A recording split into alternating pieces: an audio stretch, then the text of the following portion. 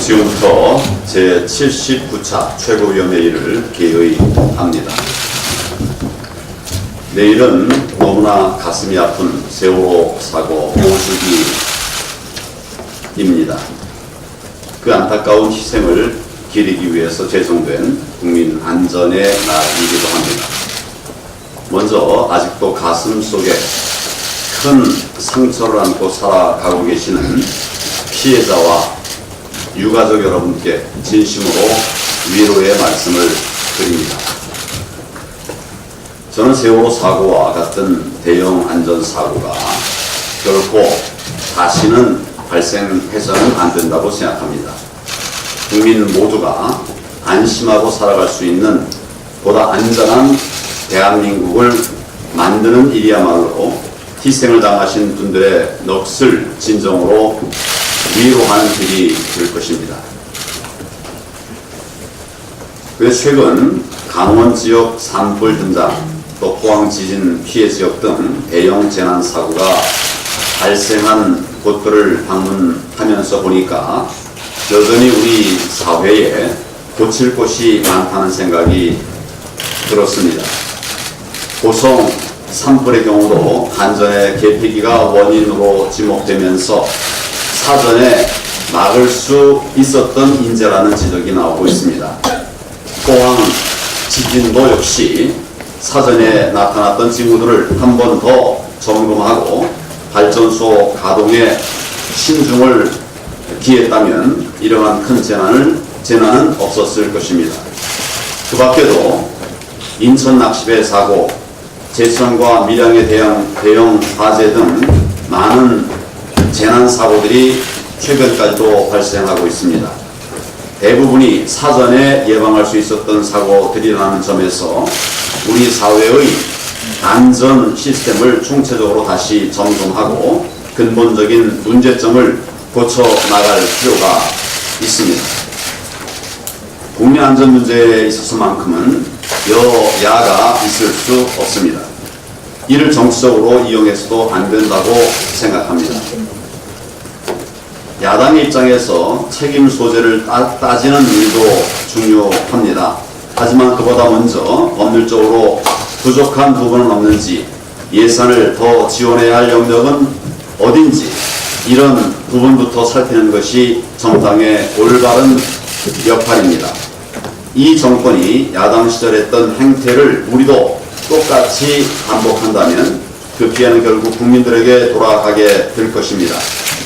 대형 재난 사고가 발생할 때마다 정치 공방만 벌이고 정작 중요한 대책 마련에는 소홀했던 악순환을 우리가 먼저 끊어낼 필요가 있습니다. 우리 당이 앞장서서 챙겨야 할 일들은 선제적으로 챙기고 정부와 협력해야 할 부분이 있다면 적극 협력해 나가겠습니다.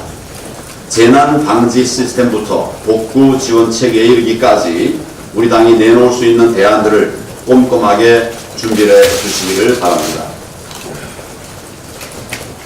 문재인 정권의 오만과 독선이 도를 넘고 있습니다.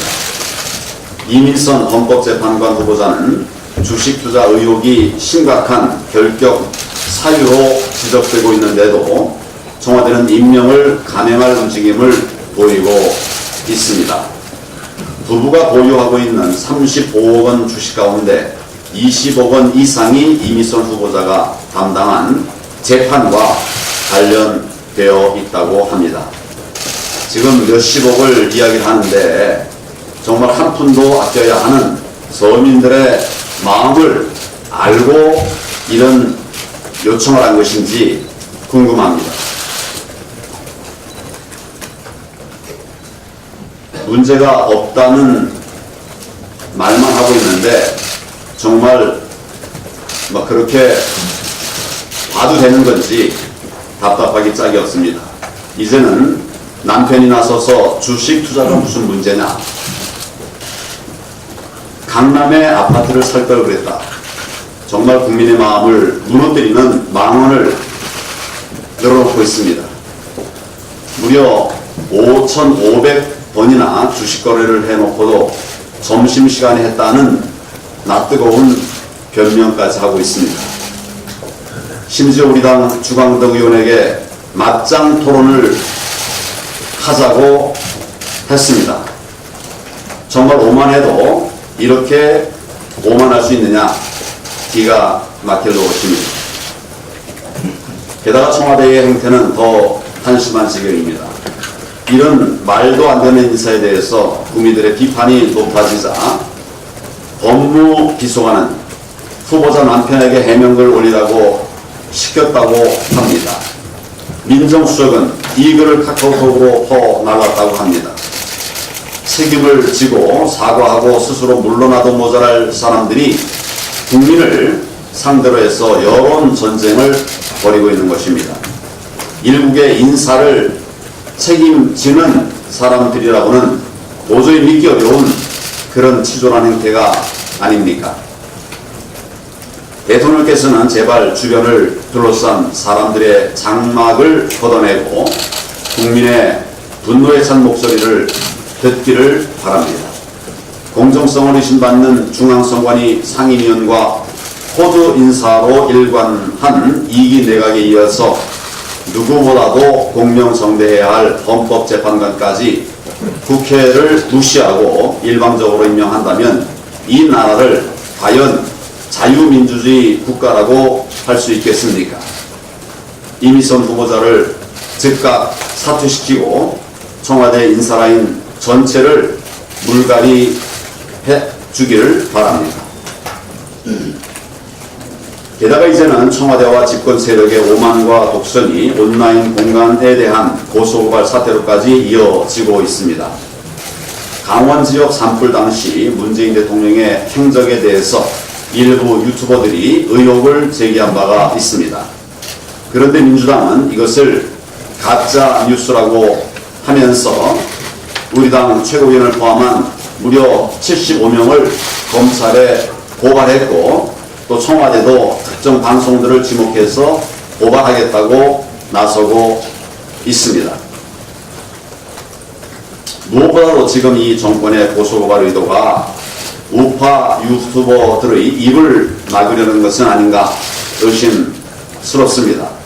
언론을 장악해서 국민들의 눈과 귀를 가리는 것으로도 모자라서 그나마 이 정권에 반대하는 목소리가 살아있는 사이버 공간까지 탄압하고 피를 말리려는 거 아니겠습니까? 가짜 뉴스 핑계로 유튜버들을 탄압하고 사이버 공간까지 지배하려는 독선적 행태를 즉각 멈춰야 할 것입니다. 우리 당 차원에서 온라인 탄압의 실상을 살펴서 대응책을 마련하고 또 동시에 가짜 뉴스를 근절하고 건강한 사이버 공간을 만들 대안도 챙겨주실 것을 당부드립니다.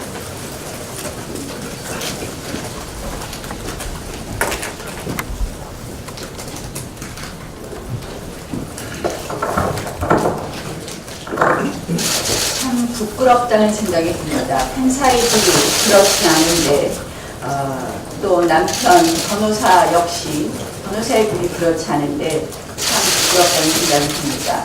판사, 변호사 모두 고도의 직업 윤리가 필요한 지경입니다. 저는 판사로 임용됐을 당시에 선배 법관의 이야기가 아직도 생생합니다. 판사는 밥을 먹을 때도 그리고 꿈을 꿀 때도 사건을 생각해야 된다. 공정한 재판을 하기 위해서 사건 사건 생각을 머리에서 지워서는 안 된다라는 선배 법관의 이야기가 아직도 귀에 생생합니다. 그래서 어떻게 보면 덧눈질할, 곁을 볼 그럴 여유가 없었던 그런 기억입니다. 이 사건의 두 부부의 주식 거래의 횟수뿐만 아니라 또 놀라운 것은 결국은 남편 변호사는 드러난 것만 해도 오 씨와 관련된 사건을 2건이나 수임했습니다. 부인 판사는 그와 관련된 재판을 했습니다. 저는 진보 법조인의 이러한 색다른 윤리의식과 직업의식에 놀라운 따름입니다. 정말 부탁드립니다. 이미선 후보 사퇴해 주십시오. 법관의 명예 그리고 헌법재판관으로서는 매우 부적격한 이러한 태도에 대해서 본인 스스로 사퇴하는 것이 답이라고 생각합니다. 문재인 대통령께 간곡히 호소합니다. 더 이상 오기 인사를 관철하려고 하지 마십시오. 이제는 이미선 후보자를 놓아주십시오. 잇따른 세계 경제가 이 하방 리스크를 경고하고 있습니다. IMF 국제통화금융위원회가 내년도 세계 경제 하방 리스크를 진단했습니다. 세계은행 개발위원회 역시 경제 신뢰가 압박을 받고 있다며 하방 위험이 잠재하는 상태에서 둔화세를 예상했습니다. 무역 의존도가 높은 한국은 당연히 더 큰 타격을 입을 수 있습니다. 이제는 경제 정책의 기조를 전환해야 됩니다. 경제 성장 정책이 필요합니다. 그런데 지금 추경이 논의되는 그런 분위기를 보면 정책 기조의 전환 뜻이 전혀 없어 보입니다. 이 화재, 지진 피해 이런 추경에 미세먼지 추경에 소주성 세금 일자리 예산을 슬며시 끼워 넣으려고 합니다. 어떤 매체의 IMF 이창용 국장과의 인터뷰를 보면 이 추경은 잠재 성장률을 높여야 되는데 쓰여야 한다 이렇게 인터뷰했습니다. 다시 한번 말씀드립니다. 이번 추경 재추경하고 비재추경 분리해 주십시오. 별도로 제출해 주십시오. 그리고 이 비재추경이 또 다른 세금 쓰는 그런 추경이 되어서는 안 될 것이라는 말씀을 다시 한번 드립니다. 실패로 입증된 정책에 추경 예산을 쏟아붓는 것 저희가 절대 용납할 수 없음을 다시 한번 말씀드립니다. 이 한미 정상회담 실패 뒤에 역시나 북한 정권의 협박과 무시가 이어지고 있습니다. 헛걸음 방미에 이어서 북한의 공개적 멸시에 이르기까지 실패한 대북 정책이 우리 국민의 자존심을 떨어뜨리고 있습니다.